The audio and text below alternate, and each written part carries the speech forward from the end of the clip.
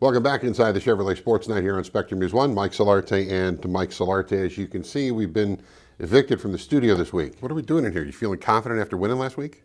No. This was not the week to ask for time in the Weather Center. What do you mean? Well, have you seen the meteorologists when they're covering a storm? Yikes, good call. Anyway, nice win.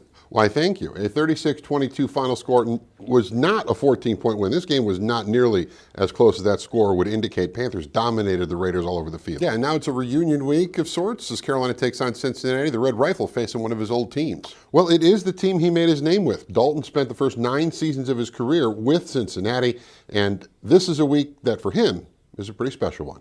No, it's obviously fun. A ton of memories for me in Cincinnati. And there's still some coaches that are there that that were there when I was there. So it's just going to be nice to kind of get to catch up with them and get to see them. So I mean, when you see Cincy on the schedule, it's like I've had it every year except last year. So it's always fun to get the opportunity to go against them. Now, Dalton provided the offensive spark this team desperately needed. 319 passing yards, 3 touchdowns, no interceptions. Is it possible the Raiders aren't good?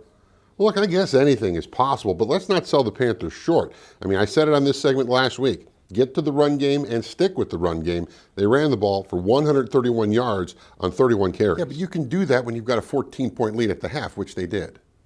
Yeah, but when you draw up a game plan based on your personnel and execute, that's the way it's supposed to look. Last week we touched on, just trying to improve, continue to take steps in our run game, and we did. And that opened up the playbook a little bit more with us being able to do things that we like to marry with it in the first and second down game. So, yeah, I do think that kind of represents those things, and there's still room for improvement. Don't start feeling yourself over there, though. It was just one game.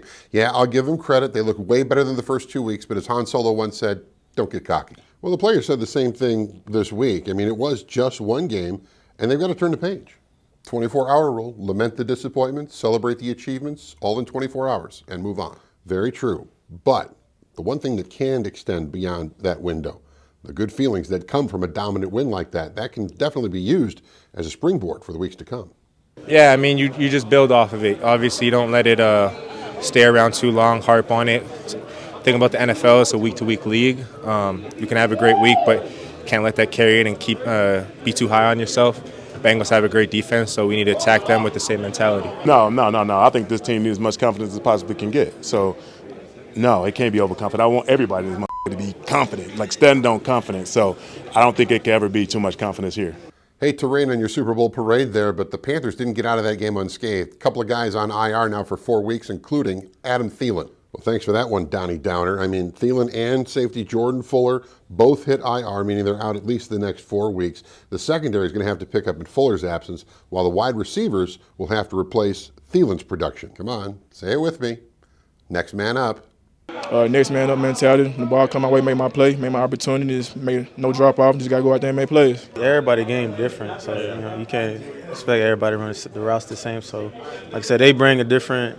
Everybody unique in their own way. So, like, Xavier going to bring his sauce to the game. Mingo going to bring his. I'm going to bring mine. So, it's like it ain't really nothing different. All right, let's take a look at the Panthers' opponent this week, the Cincinnati Bengals. They roll into the Queen City still looking for their first win. They are 0-3.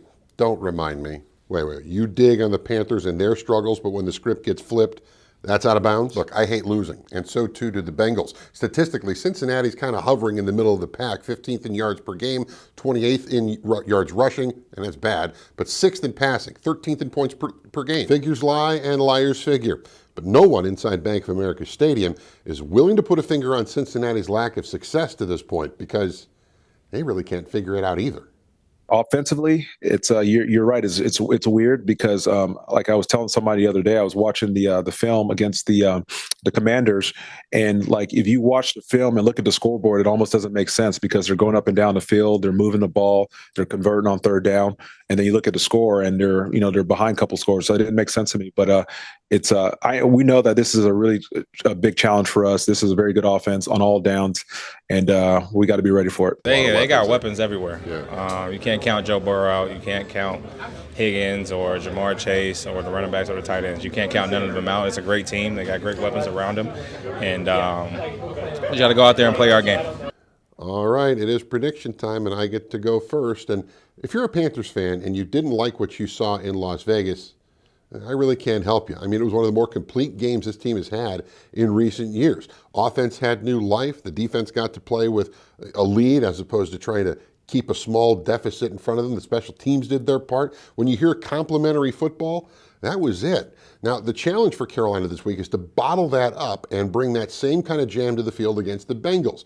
It could be another big day for the offense when you look at what Cincinnati went through against Washington. Bengals giving up 142 yards per game on the ground.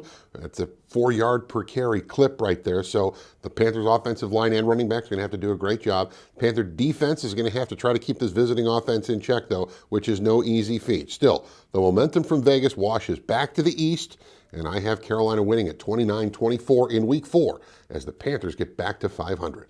Well, from my seat, the thing that should scare Carolina the most is the Bengals' 0-3 record. This is a group that feels they should be much better off in the standings considering their 3 losses have come by 11 total points. Now, this offense is an issue. Joe Burrow, Jamar Chase, T. Higgins, Mike Gesicki at the tight end spot. They aren't getting what they want out of the run game, but this is a pass-happy offense anyway, and it's shown. Now, Cincinnati needs to try and take advantage of a secondary that's going to be missing Jordan Fuller, but do so at their own peril as Carolina's got 4 takeaways in 3 games. Ultimately, the Bengals will likely enter as the more desperate team, and with a sense of urgency and a whole lot of firepower, I'm going Cincinnati 31-20 over the Panthers.